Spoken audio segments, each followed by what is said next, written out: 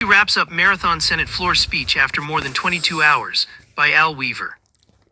Senator Jeff Merkley, Democrat from Oregon, concluded his marathon speech on Wednesday afternoon, having held the floor for 22 hours and 39 minutes to rail against grave threats presented by President Trump. Merkley, a three-term senator, began speaking shortly before 6:30 p.m. on Tuesday and ended at 5 p.m. on Wednesday, the 22nd day of the government shutdown. Headlining his attacks were Trump's move to deploy National Guard troops to Portland, Oregon, the ending of numerous research grants to universities, and the recent indictments of the president's high-profile political opponents. In all, he argued that they represent a serious threat to U.S. democracy. Merkley, 69, was joined on the floor at times by a number of his Democratic colleagues, with some of them asking him long-winded questions to lessen the burden. He also was flanked by a series of placards. One of them featured 3 alarm bell emojis and declared that authoritarianism is here now.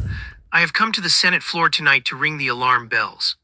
We are in the most perilous moment, the biggest threat to our republic since the Civil War. President Trump is shredding our Constitution, Merkley said to open his speech. The comments come on the heels of Monday's ruling by an appeals court that gave Trump the green light to deploy National Guard troops to Portland, overturning a previous ruling by a federal judge. The Oregon lawmaker slammed the tactics federal law enforcement officers used against protesters outside of an immigration detention facility in the city. President Trump wants us to believe that Portland, Oregon, in my home state, is full of chaos and riots, Merkley said. Because if he can say to the American people that there are riots, he can say there is a rebellion. And if there is a rebellion, he can use that to strengthen his authoritarian grip on our nation. Merkley's speech came nearly 7 months after Senator Cory Booker, Democrat from New Jersey, delivered the longest floor address in Senate history, holding the floor for 25 hours and 5 minutes. It also comes amid the bitter shutdown impasse, with both sides showing little appetite to inch in the other's direction. Democrats have been urging action on the enhanced health care tax credits that are set to expire at the end of the year.